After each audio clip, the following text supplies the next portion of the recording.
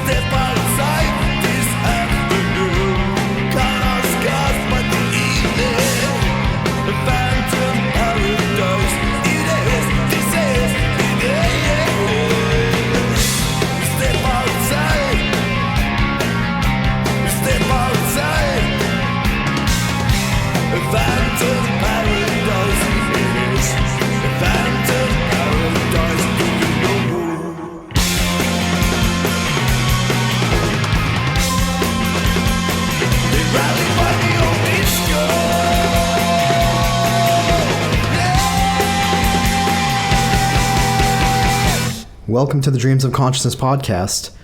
If the two of you would be so kind, would you mind introducing yourselves?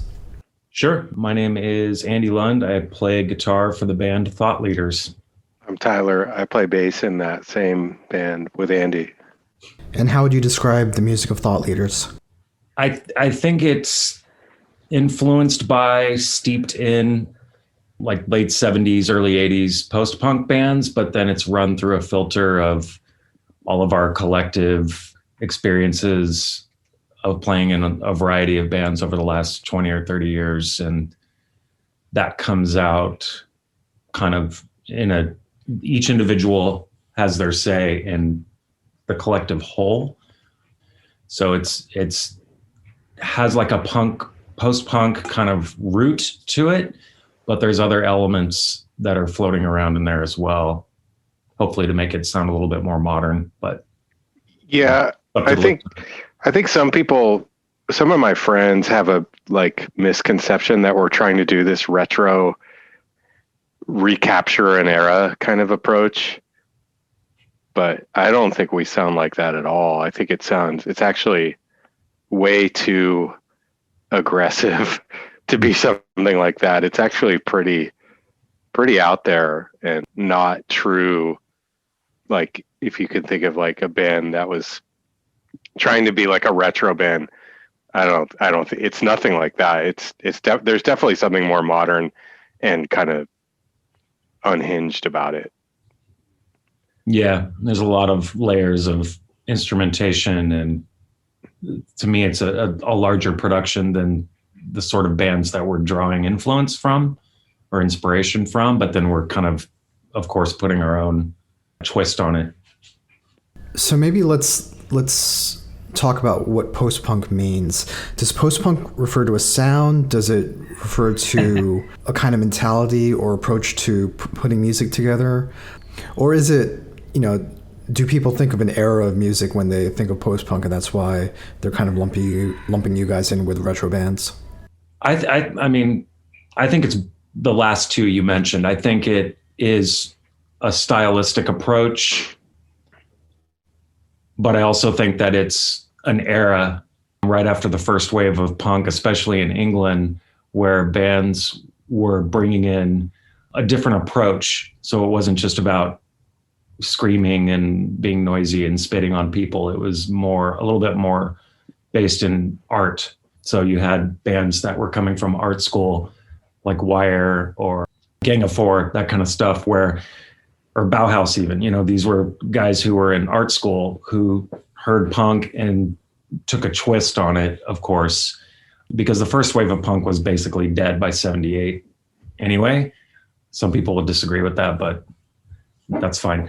But those bands started to emerge from that scene, like Joy Division, Echo and the Bunnymen, Killing Joke, like I said, Gang of Four. These bands, the sound was a little bit more stark, a little bit cleaner, and there was more separation. So it didn't sound like a more hopped up, aggressive New York Dolls. It was more like maybe a Velvet Underground kind of approach to the music, especially a band like PIL. Like ensemble playing instead of the wall of sound. Yeah. We do that a lot. Like the guitar and the bass are almost never playing the same thing. That's true. Yeah. So yeah, I think it's both of those. I think it's a stylistic approach that's a little bit more freeing, because I think the first wave of punk was quite regimented. You were kind of put into these categories.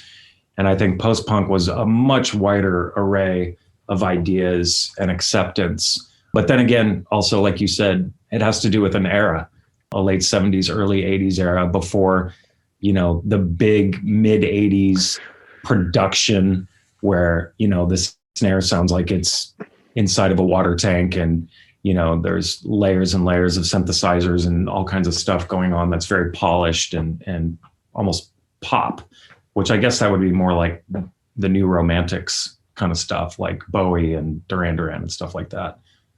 So it's all kind of follows a thread through that, but we don't sound like Duran Duran. It's like we're like in an alternate universe where some year, I don't know, 1983 or something, spun off into a different, we branched off of this reality at that time and then went in a different place, ignoring everything that happened afterwards. Yeah. Try not to relive the mid 80s to the late 80s, especially. Yeah. It's not a good time for alternative music, I don't think. But yeah, it's a good question. I think like Tyler says, it's sort of like a launching point and a reference point, but it's not, we want to sound like Wire. No, of course not. We don't sound like Wire. We don't play like Wire. Yeah. But using that sort of artistic aesthetic as a launching pad is sort of an approach, and then just doing what we all naturally do on our own. So obviously listeners at home won't be able to see this, but Tyler is wearing a fucking gnarly All Straight shirt. Oh, yeah. So if if regular listeners to Dreams of Consciousness is wondering why a post-punk band is on the podcast, a lot of crossover between what you guys do and what the podcast usually does. Mm-hmm. Cool. I'm glad to hear that. I mean, I totally feel that, and I think there's something there. Most maybe like common people might not understand that, but for me that makes perfect sense. So as you mentioned, even though Thought Leaders is a relatively new band, you guys have been in the music scene for a significant amount of time. Can you tell me a little bit about the previous bands and projects that that the members have been in? Tyler? There's a lot. I'm just going to let you start that up. I mean, the main band that I was in like 20 years ago was called The Mass, Bay Area band. And we played kind of genre hopping, schizophrenic punk, jazz, thrash. And Andy played in that band for a while. I've been in various other bands in the Bay Area. And Andy can tell you all about his history. And I can't really... We met Villa, our singer, I guess a couple years ago when he joined the band. And I know he's done a bunch of projects, but they're like way outside of my sphere. Like I didn't know him, then. Yeah. So I can't speak about Villa's past. I can a little bit. Yeah. Yeah. Yeah. So Villa was in a band called Dora Flood in San Francisco. He also has a solo project called The Bias. Kirk, our drummer, was in most notably in a band in Chicago called The Locals. Tyler and I met when my band Lower 48, we played a show with The Mass. I think it was for our CD release show. I'm not going to say the year, but it was a really long time ago. And then both of our bands got signed to a record label in England, and we all toured Europe together, the 7 of us, plus a driver, which was complete and total chaos, in a good way. And then our 2 bands kind of kept doing what we were doing. Lower 48 broke up. The Mass asked me to join on bass. I dropped the guitar and picked up the bass to go over to The Mass. And then after The Mass, I've been in several other bands. I played guitar in a band called Sons of Oswald that was more kind of like converge metalcore kind of stuff. And then some stuff throughout the 2010s that was a little bit more kind of indie-ish rock kind of stuff with Kirk, actually. And then with this project, I personally wanted to do something more aggressive and gritty. And Tyler and I were just bouncing ideas off of each other. And he said, we're too old to play hardcore, which I agree with. So we kind of met somewhere in the middle of stylistic approach to the music without saying, oh, we're going to sound exactly like this. It was more like, let's just start from here and see what happens. So yeah, everybody is kind of bringing their own ideas and influences into it, of course. I have to plug my solo project. I have a solo metal band called Rack with a WRACK. I would be a bad self-marketer if I failed to mention that. I still do that. I'm working on stuff right now.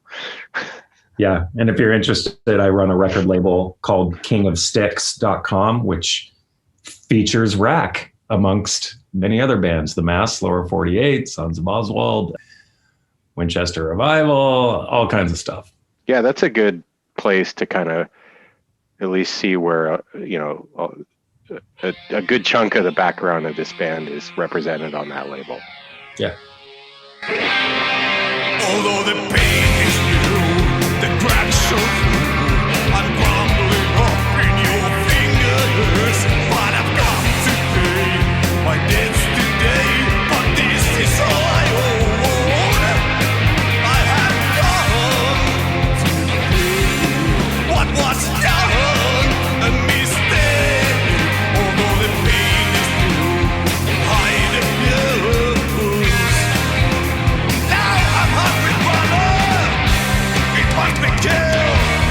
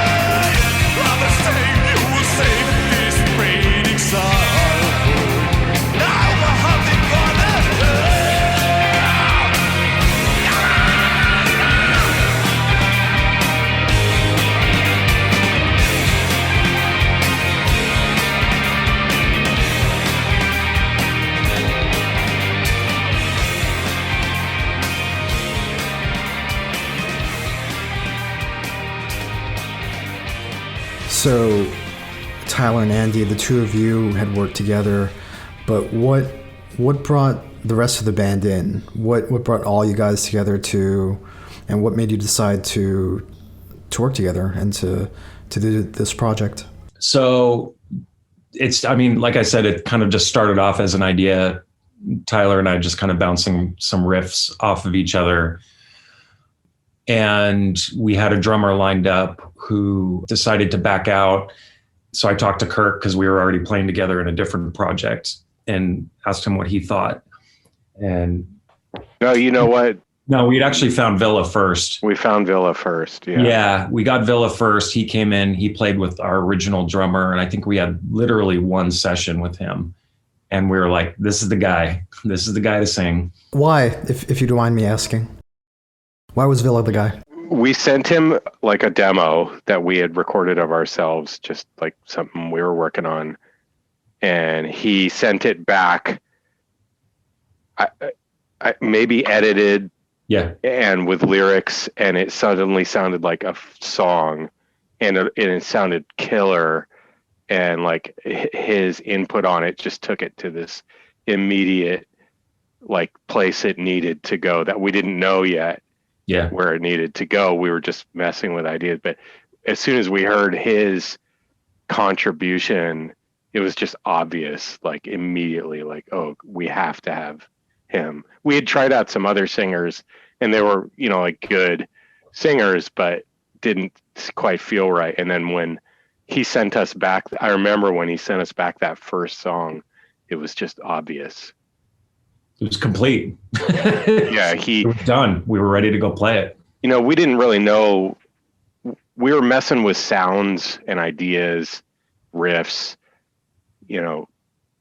nerdy like guitar player stuff, but we didn't know where we wanted to go as far as like song structures and melodies, and that's where Villa was the missing piece. His mind, the way he takes our raw materials and turns it into a song, like, with melodies, a catchy chorus, like a tension building bridge, like all this stuff that you need. He brings that, and that like he made that clear immediately. How complete are the songs when Villa gets them? Not at all. We'll send him like a little like 2-minute demo with 2 or 3 riffs on it. And then he sits in front of a computer and chops it all to bits. Like he'll turn the riff around or chop it in half and then repeat it, and then add a bridge of his own or a new like outro of his own, something. And it comes back in a way that we never had a clue it would go.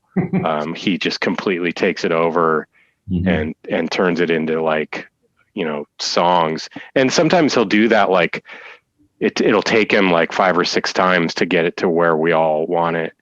But that's how we work. Andy and I don't really write songs. We just work on parts, and then Villa is kind of the crafter. It sounds like Villa's doing most of the arrangements. Yeah. Would that be fair to say? Yeah. Yeah, especially since he's singing, he has a concept in his mind of, the melody and the lyrics and where he wants the song to go. He's going to drive that structure based on the raw materials. And like Tyler said, it's like we get it back and it's just like, wow, okay. Yeah. But then we learn it with that structure, and then we all get in the room and we execute on it. That's essentially how the songs are formed. He's really gifted at that, and like I really admired that. I've sort of spent most of my musical career like dissecting the inner clockworks of riffs, like how can I write a rhythmic bit on guitar, and how does it interact with a bass and a drum beat and all that stuff. But Villa sees some bigger picture in arrangements that I don't have that. How clear of an idea of what you wanted the project to sound like did you have when you went into that first EP? I don't think we knew what it was going to sound like. I think we had to record something to see what we had on our hands. We also wanted to play live. So it was the most expeditious way to get something out there available for people to listen to and to start actually booking shows. I mean, we literally got Kirk in January of 2019 and played our first show in March. So things happened pretty quickly in that realm. And I think the EP was just a good way to get the ball rolling, get it in front of people so they could hear what we sound like. Because a lot of our friends have, at least for Tyler and I, they have certain expectations about the kind of music we play. And I knew right away there was going to be sort of a raised eyebrow to what we were doing because it didn't fall into, prior bands that we've played in stylistically. So I wanted them to be kind of forewarned as well. It's when they come to see us play, they kind of know what they're getting themselves into, that this isn't going to be, pummeling, jazzy, experimental metal kind of thing. It's going to be a much more, there's a lead singer, there's a focal point for the vocals that's demanding the audience attention. And the three of us are creating that sound underneath him to be able to have that platform. It's just different. It is more song based. I think that's the point Tyler was also making, is our prior bands are very riffy and mathematic in some ways and like clockwork. And this is much more cinematic in its scope of a complete song, a finished article that we all say, yes, this is how it goes. Now we go play it. I will say, I think when we made that first EP, we were shocked and didn't know until we finished it. Like, I think we were all surprised how happy we were with it. We didn't know until it was done what it was going to sound like. And when we finished it, we were like, oh my God, that sounds really good. And we were really just trying to put together a demo to book shows. And then we kind of had a bunch of debate about, wow, is this a release? Is it an EP? Is it a demo? Right. We never really decided for sure what it is, but it definitely, it sort of like unfolded itself through the process. Whereas going into it, we didn't know what it was going to sound like, I don't think. Yeah. And Tyler, you engineered the drums and the bass and guitar, right? And then Villa did his vocals in his home studio for that one. And then you mixed it. Yeah. Right. But that was also new to us. Like, we had barely been playing as a quartet for just a handful of months. And we did that. And it was eye-opening. Oh, this is what we're doing. Yeah, exactly. This is what we sound like to others. Now, do you feel that the EP, I should mention the EP is called Wires Crossed. Do you feel the EP is a good representation of your sound and what you guys are about? At that time, definitely. That is what we sounded like, absolutely, in those first six or 7 months. And then we played off of that. The EP and the concepts within it, we kept sort of expanding on those concepts and used that as the launching pad for working on new stuff. Basically working towards a full-length album. That's really what we all kind of decided was the goal. Let's get a full-length out. That was throughout the second half of 2019. And then, of course, 2020, here we are, still essentially locked down in some respects. I think Wires Crossed is a little bit calmer. It's a little more clean and not so dense and aggressive as the new stuff, which is interesting to me. Is it more reserved because we were still kind of feeling out, what we're doing exactly? Yeah. Musically. We didn't quite give it the full punch because it was so still really new. I think we were just trying to capture, this is where we're at. Let's get it on, well, not tape, but zeros and ones. And I think it's really good. Like, I don't always jive with stuff a couple years after I put something out, but that one, I feel like I still really like all those songs.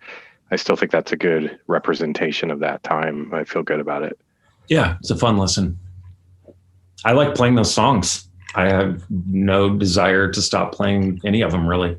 Yeah.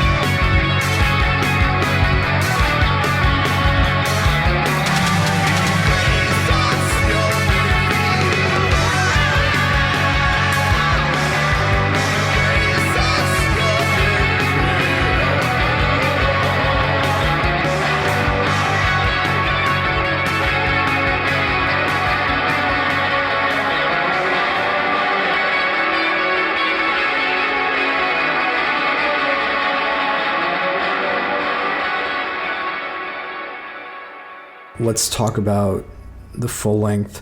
It's called In Wastelands, and it was released on July 9th of this year. As you mentioned, the pandemic affected the recording of the album. Can you tell me a little bit about what the process was of putting this together and how the pandemic changed your approach to recording this? Oh boy. Go ahead, Tyler. Yeah. So, I mean, I know it's a little bit of a tired story because most bands have the same story to tell, but at the time everything shut down, we had 5 songs done.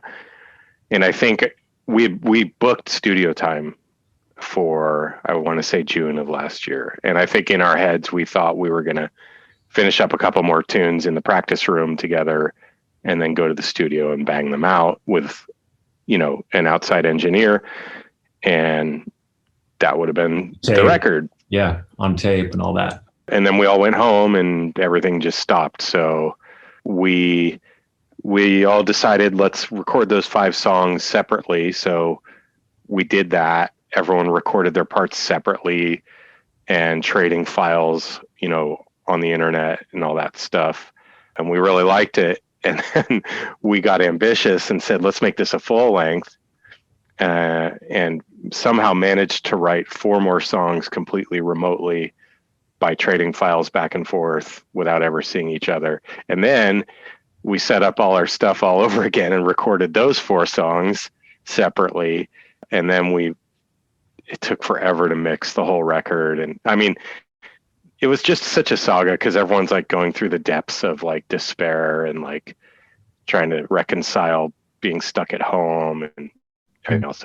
It really took a long time. We're talking about over a year before the record comes out. We started recording it in probably April or May. I think I tracked Kirk's drums at the studio masked in May of last 2020. Yeah. And then once we had those drums done, we could embark on the bass guitar, synth, vocals, and get that stuff done. And then you could start mixing those. And then we had demos of the other 4 in some kind of shape. We just never actually worked on them or played them together as a band. They were more just composite pieces. That's not true. My memory is Burning Glass and Saturday Night Live and Enigma 41 were all written entirely in lockdown, from start to finish. They didn't even exist before lockdown. Not even a riff, not even a concept. Oh, we were all at home and we're like, we need more songs. So we just started throwing riffs around, and that's how those 3 came together. Shows you what I know.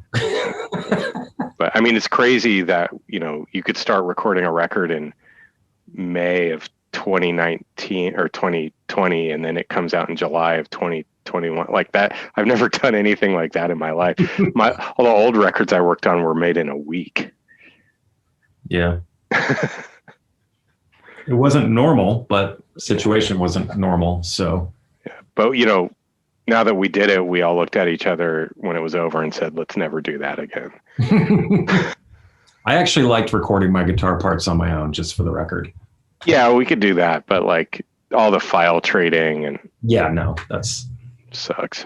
That's a lot of work. And Tyler, this was mostly put together by you, right? Because the members recorded their parts individually? Yeah, everyone basically recorded their own parts. I mixed it at my right where I'm sitting right now. It's the spare room in my house. I don't want to say, I don't want to claim like I put together the record or produced it or anything like that. I didn't. Everyone did their stuff and everyone had hands all over it, but I did the final mixes. And can you tell me the challenges, or if it was challenging? I mean, it sounds like it was. It sounds like it was an incredible amount of work, finding the right sound and assembling everybody's tracks. Yeah, the challenge for me was that this whole thing, at least for the way I feel like I'm used to working, and probably most of these guys, is in normal life, you do all of your work in the rehearsal room. And then by the time you go in to record something, it's 95% done. It's just a matter of making it sound good, right? So the challenge for me was taking all of these raw things that we had done separately and trying to make it sound like a record,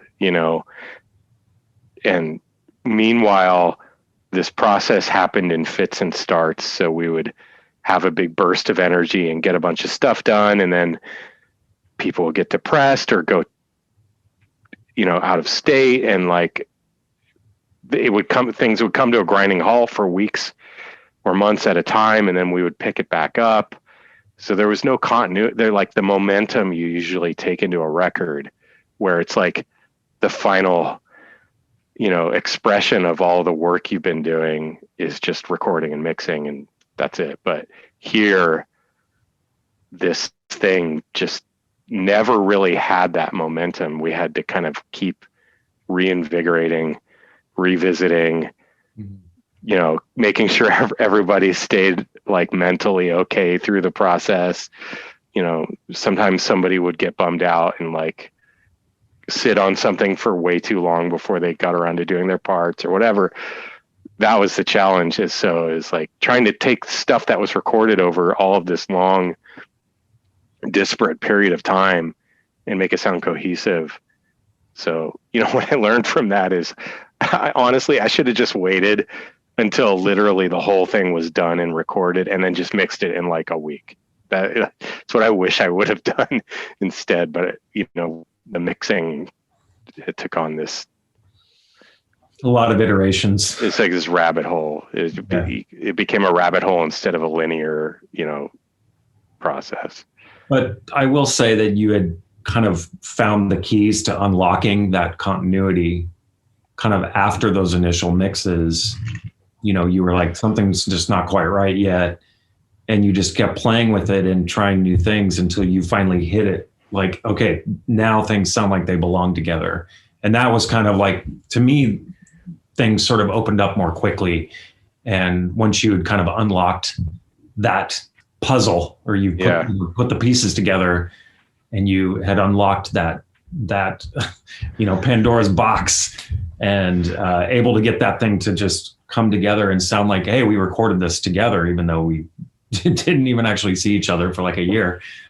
I think you hit it. It just took some time to find what that combination was going to be in terms of EQ, compression, and all that kind of stuff. I got dangerously close to the wall of like, there is a point where you can listen to something too many times and then it's lost. You cannot work on it anymore. Yeah. And I think right around the time we actually finished, I was pretty much there, but I got it over the finish line. Yeah, I don't think you could have accepted one more mix change. No. Can you turn me up a little bit? No. It's not going to happen. When did you realize that it was finished? When did you realize that this was the finished product that you wanted to put out into the world? It was January. Yeah. It was a weird, like January 6th, all that stuff with the Capitol. Oh, right. The record kind of coming together. It was just a really strange, like, confluence of activity, at least for me personally. Just lots of crazy shit going on politically. And then, being excited about the record being done, but being completely depressed about our current state of affairs. It was hard to be excited yet. So we had to figure out what's the game plan. What are we going to do with this thing now that it's done? So In Wastelands is out now. Andy and Tyler, how can people hear the album? What's the best way to get it? Get it direct from us on Bandcamp. It's thoughtleaders.bandcamp.com. We have 3 releases there. In Wastelands is one of them. It's also available on Apple Music, Spotify, Amazon, pretty much everything in the world. Yeah, we prefer Bandcamp. It's a better revenue stream for bands, and to keep Bandcamp going as well. They're doing a good thing. It is digital only. It is. For now. And if people want to follow Thought Leaders online and keep up to date with what you guys are doing, what's the best way to do that? Facebook is facebook.com/thoughtleadersband.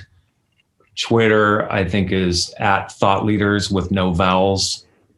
And I think it's the same handle for Instagram. Tyler, correct me if I'm wrong. I think you're right. I think, like, for me, I would recommend people just follow us on Bandcamp, because if any release happens, it will happen there and you'll get notified. Yeah. If we ever do put merch online, that's probably where that would live too. So. And what's next for you guys? rehearsing, playing live, hopefully, eventually, once things simmer back down. It seems like the Delta variant is sort of throwing a wrench into what I thought would have been our return plans. So waiting to see how that plays out, especially with clubs in the Bay Area. And we have some new ideas we're tossing around. We just need to get in each other's physical space to start really working on them again, because like Tyler had mentioned, I don't think anyone relishes trying to do this all remotely. Yeah, we've spun that. We did start getting together a little bit this summer, and that feels good. And I hope to do more of that. I mean, we got through the whole remote record thing, but it's not really, we are an old school band. We like being in the room. We like hearing our amps, like that. I know that a lot of bands are kind of like digital bands now, and they, Cool. Is there anything else you guys want to say? and if, few people check us out, that's awesome. Tell your friends, we're a big happy family over here. We welcome more friends. Thank you guys. All right. Thanks a lot. Thanks, Adrian.